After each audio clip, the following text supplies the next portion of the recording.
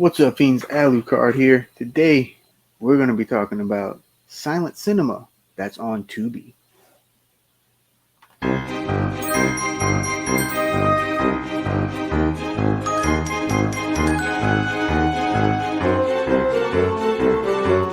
All right, so for most of these, it will be silent horror movies. I am going to start off with a couple of other ones that are not horror, though, just in case you are interested in silent cinema, um, which is really an art form unto itself.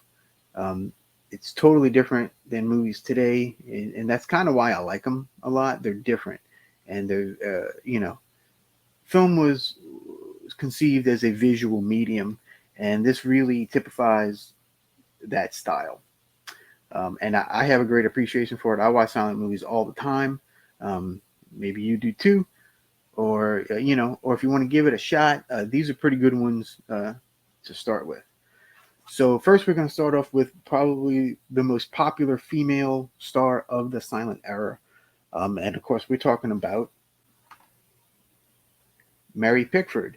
So there's only four movies on Tubi right now, four that feature Mary Pickford, including Fanchon the Cricket, which is the one on the left, Sparrows, Little Annie Rooney, and A Romance of the Redwoods. I have seen Sparrows. I've not seen the other ones as of yet. I am going to watch all of them since they are available right here on Tubi. But she is kind of the quintessential uh, silent film actress, and she's the biggest silent film actress of all time. No question, she's an amazing woman, an amazing actress. So check these movies out. These are kind of like romantic dramas, like Romance in the Redwoods. Um, and they're all dramas, so there's not scary about them. There's nothing like that. But they are very good movies.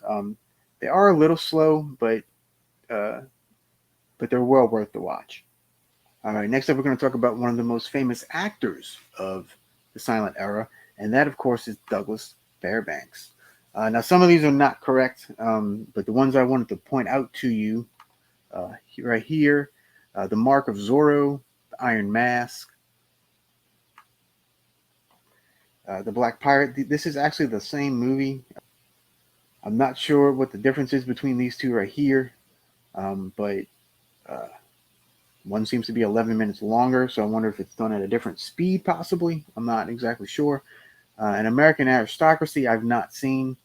Um, but yeah, Mark Zorro, Iron Mask, and the Black Pirate are all excellent, actiony adventure type movies.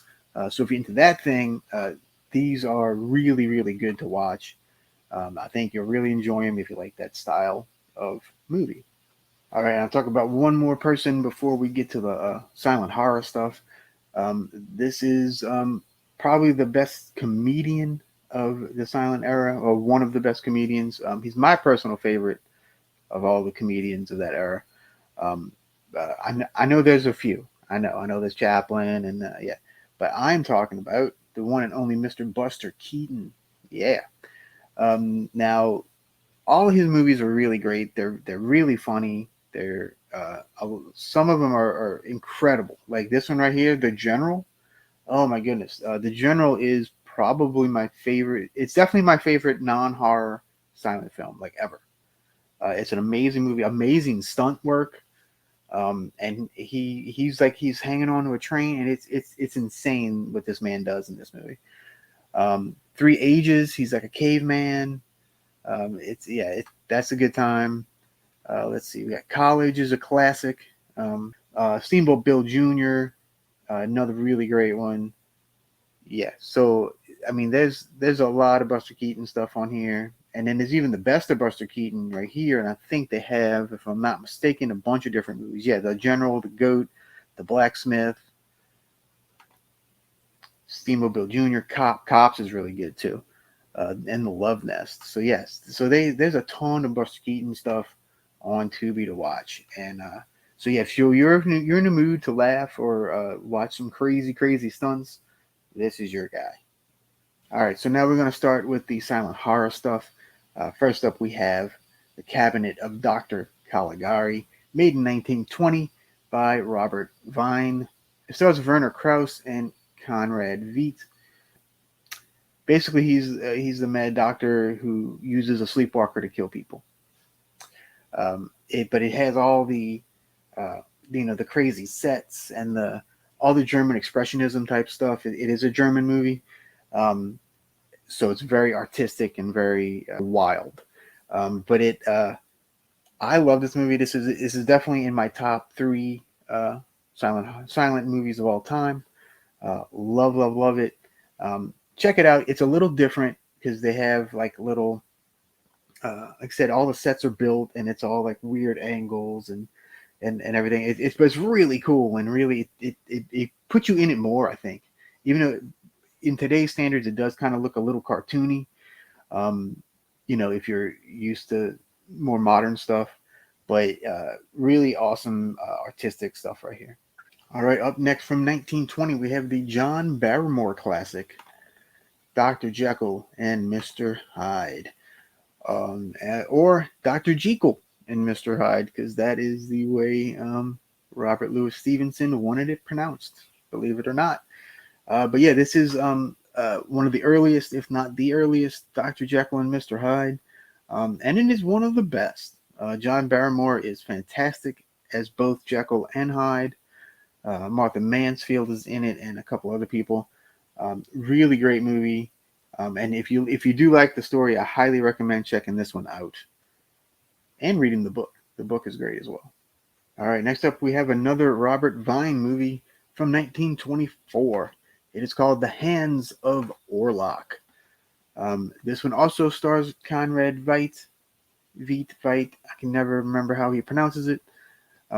But yeah, this is basically about a pianist who loses his hand and gets a transplant, and of course the hand is actually belonged to a murderer, so he goes and starts killing people. Another really good, intense little movie here.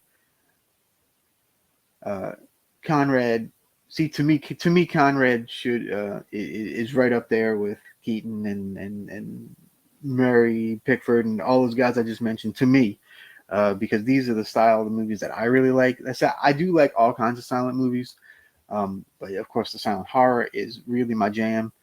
So yeah, The Hands of Orlok is another really good one, really kind of creepy one, and Conrad is so good.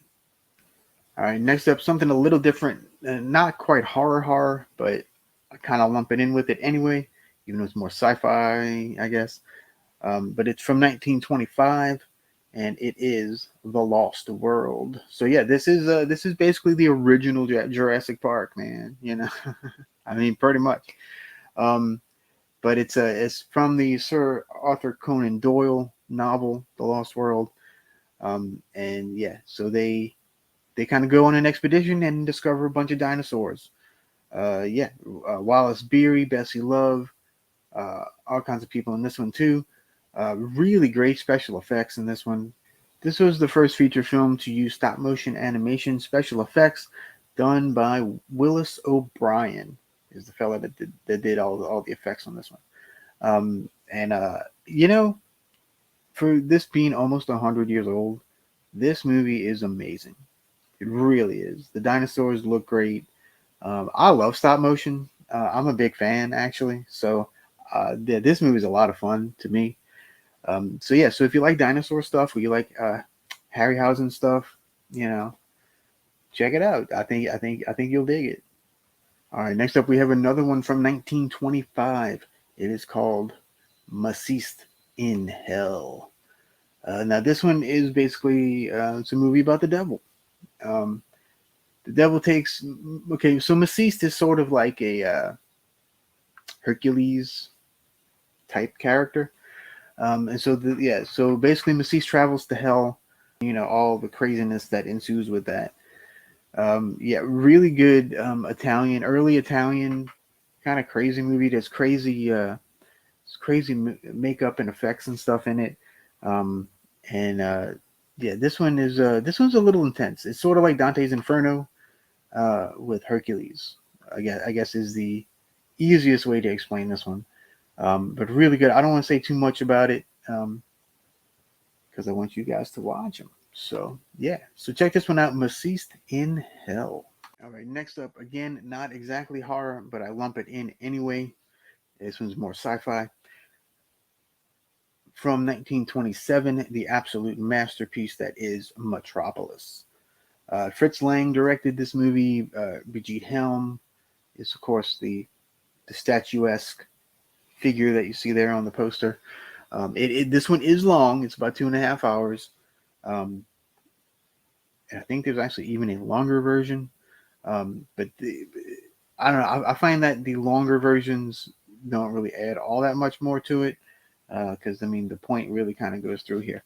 Um, but it's a futuristic city. The all the set design and stuff is absolutely amazing, even by today's standards. So, like I said, this movie's almost 100 years old, and it still blows me away every single time I watch it. Just visually stunning, absolutely amazing. If you haven't seen Metropolis, what are you doing? Please check it out. Like I said, you may have to watch it in chunks because it is so long, but it is well worth every second. All right, next up, also from 1925, is another Frankensteinish type movie called The Monster, starring Lon Chaney Sr. Yeah, this one's directed by Roland West, and like I said, it's sort of a mad doctor trying to resurrect the dead. So yeah, and this is the uncut version too, by the way.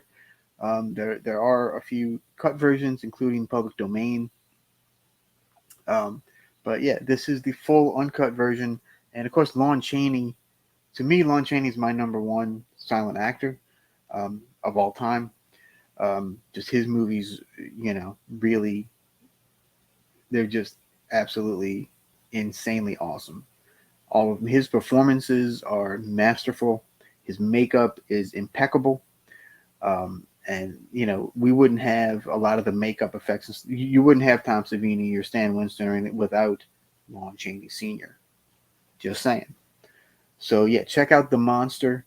It is a pretty good one.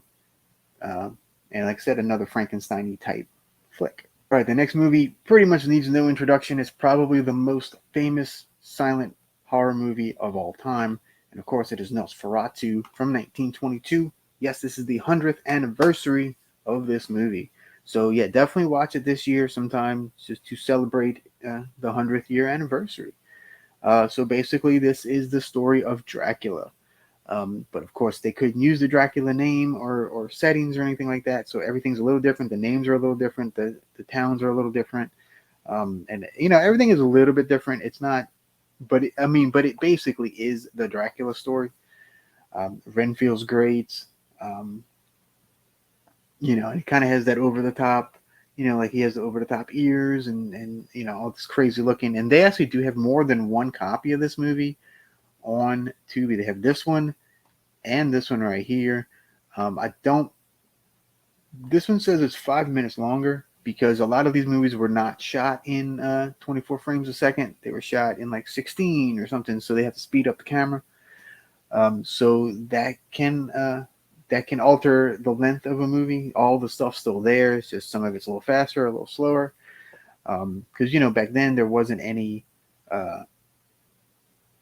precedent for it. So they just kind of made it how they made it. And that's why a lot of people I think don't like silent movies, is that it's very inconsistent. Some stuff looks really sped up, some stuff really doesn't. Now in this movie, they did do a couple of scenes purposely sped up. So, but yeah, absolutely fantastic. The first real vampire movie, and it's yeah, it's a banger. 5 out of 5. Yeah, definitely fantastic. Watch it for sure, and you will not regret it. All right, next up, we're returning to Lon Chaney Sr. and the 1925 Phantom of the Opera, directed by Rupert Julian. Now you see the makeup on this one is awesome. He did it. He does his makeup himself. Yeah, he did all that to his own face. Of course, this is the story of family opera. I'm sure you probably already know the story. But he's a disfigured phantom, and he falls for a young opera singer named Christine Daae. And it's kind of that that whole big story. Mary Philbin is also in this. She plays Christine. And yeah, this is probably my favorite version of this movie too, of this story, I should say. Um, and but yeah, I mean, Lon Chaney just kills it in this movie. And there's even a colorized sequence in this one. So this one's not even fully in black and white. There's a colorized sequence at the Masquerade Ball that is quite awesome. He has the full skeleton mask on. It's really cool looking. But yeah, another one highly recommended. This is probably the second most famous silent horror movie that there is, and that's for a good reason. And the last one we're going to talk about today is another Lon Chaney Sr. flick. Can you tell I'm a fan? I don't know, maybe not. But anyway, this one is I wouldn't really consider it a horror, but I just kind of lump it in with all the horror stuff because it's just awesome. And if you like horror, you probably like this movie too. But yeah, this one's called The Unholy Three. This is the original version from 1925. He actually did do a remake in 1930, which was actually his last movie. But this one's the 1925 one, directed by Todd Browning. It's basically a crime caper type of movie. But yeah, in this one, Lon Chaney actually plays a ventriloquist. Um, there's a strong man. There's a little person. There's all kind of stuff. They end up committing some crimes and whatnot. And I don't want to get too much further because this is another really good one that definitely does not get talked about enough. And of course, Lon Chaney Sr. I mean, what more can you say? The man was an absolute genius. I highly recommend everything that Lon Chaney Sr. was even involved in just because it's that awesome. I would put Lon Sr. right up there with Bela Lugosi, Boris Karloff, all those guys. He's right there. So yeah, check this out, The Unholy Three. It's more of a crime caper, but another really good one. So yeah, so that is my suggestions on silent movies on Tubi. I hope you like some of them. I hope you check them out. If you do or you want to, let me know in the comments below. Like I said, I've seen all the silent horror movies that I listed on here, so I can talk about them if you're interested, or if you want more, let me know. I am planning on doing Silent September, so all my Tubi Tuesdays will probably be on silent movies that I found on Tubi. Please give me a thumbs up; it really helps me out. And other than that, guys, I will see you guys next time. Remember to stay spooky. Peace.